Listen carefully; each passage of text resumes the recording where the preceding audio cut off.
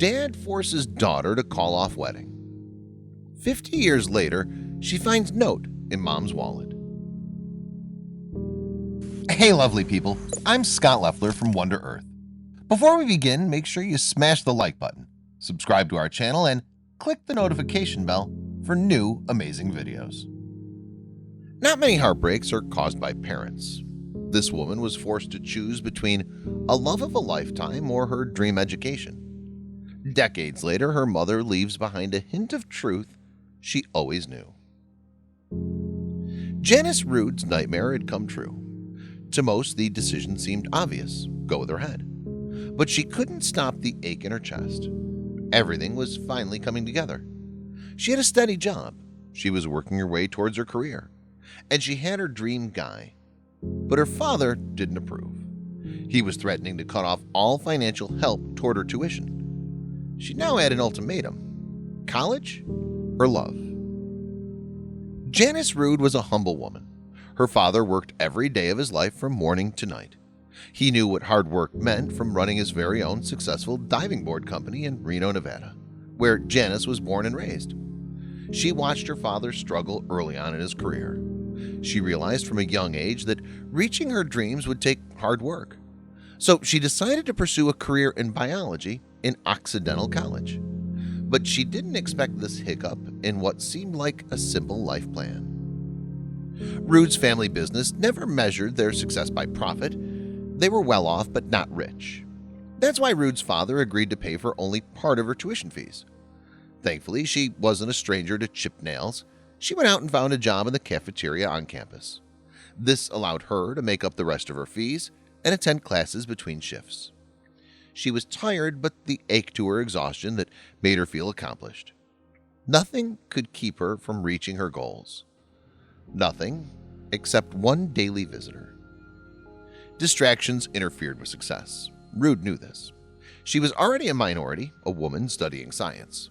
The odds of success were already against her. Although her father may not have been rejoiced by her career choice, he was always supportive in life. Rood never had much interest in men. She saw their glances, but she kept her eyes straight forward. Distractions were bad news. But she wouldn't keep her eyes off one handsome face. Rood woke every morning before her alarm rang. She was always early for work to read her station roster. The cereal bar was her favorite. Flakes of corn, bran, wheat, oats, nuts, fruit, yogurt, jams. Her apron and hat were on before the person came in the door. She usually smiled and greeted every tired or well-rested or sad or hungover face that passed. But one passerby left her speechless before nearly overflowing his bowl with milk. I believe we were simply meant to be. I even remember the first time I laid eyes on Janice. Prentice Wilson came from a highly respected family. He followed his father's footsteps by attending Occidental College and joining the Kappa Sigma fraternity. Wilson's path was decided before he was born. His parents pushed him to achieve the goals they set for him. He studied law and quickly charmed his way to fraternity president.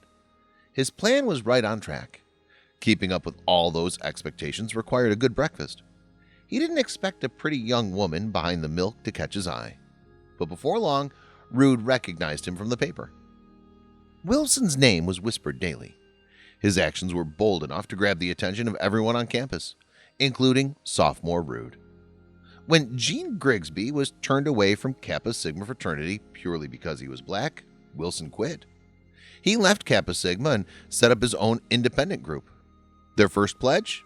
Gene Grigsby. Rood, like everyone else, was aware of Wilson's noble ethics. His decision didn't impress everyone.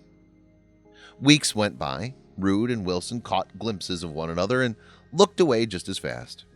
Even though he was yet to pluck up the courage to talk to her, he still showed up every morning. I just wanted to see her and have our little early morning exchange. I actually didn't think I had a chance with her. She was a year ahead of me and just so beautiful. Wilson couldn't help but reminisce. Rood was looking forward to the pre-Thanksgiving dinner the college held every year for students. She sat patiently waiting for her trusted visitor. The students turtled in, but one person was missing. A million fatality scenarios rushed through Rood's mind. Was he in an accident? Did someone hurt him? Had he dropped out? A friend of Wilson's put her mind at ease, informing her that he'd gone home early. He was 160 miles away in Santa Maria, but that didn't stop Rude. She made the most spontaneous decision of her life and drove 3 hours to see him. Eventually, at his doorstep, she paused, second-guessing her decision. Before she could change her mind, the door swung open and Wilson was there, staring at her. From the moment Rude made the first move, she and Wilson became inseparable. And a few weeks later, months after their initial longing stares, he proposed. For a moment, their lives were perfect.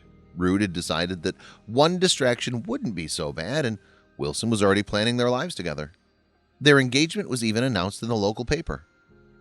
Her father forced them apart, but her mother saw a spark between her and Wilson and kept the clipping hidden away. It was only decades later, long after her mother's passing, that Rude found the newspaper clipping. This story had yet to reach its end. My father forced us apart the following January by refusing to pay my tuition if I didn't stop seeing that boy. Wilson and Rude were devastated. She knew she would never be able to support herself and pay for her tuition. But someone could see their undeniable love. Rude's mother took out a second mortgage on her home. Were these two destined to be together? Unfortunately, the efforts of Rude's mother just weren't enough. Rude decided to end their whirlwind romance and put her education first. She was heartbroken. Their long chats returned to distant, longing stares. They stayed friendly during their studies, but eventually drifted apart, both marrying other people and settling down. But fate wasn't done with these two. After graduating, Rude took over the family business, and Wilson went on to attend Harvard Law School, eventually becoming a highly respected lawyer. However, she never forgot her first love.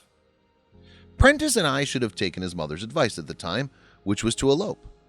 I became fearful that Prentice would be attracted to smarter women if I didn't get a college degree. He didn't understand my angst, and so we went our separate ways. Nearly 50 years after calling off their engagement, both Rude's and Wilson's mothers passed away in the space of a few months. At that time, they were both newly divorced. Rude and Wilson found both their mothers had kept the newspaper clippings. They took it as a sign and reached out to one another. Rude agreed to meet Wilson in a restaurant in San Francisco. After decades apart, the two went on their first date since their youth. She was as nervous as the first time she'd taken a leap of faith and shown up randomly at his home. But a question remained. Would they hit it off again? It was as if no time had passed. Sparks flew between the two. Wilson wasn't going to let her get away this time.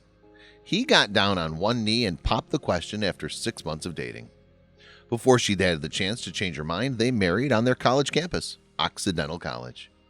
The ceremony was attended by their friends, family, and college classmates. After a lifetime apart, these two finally made it back together. These two really were always destined to be, and no one believed it more than their mothers.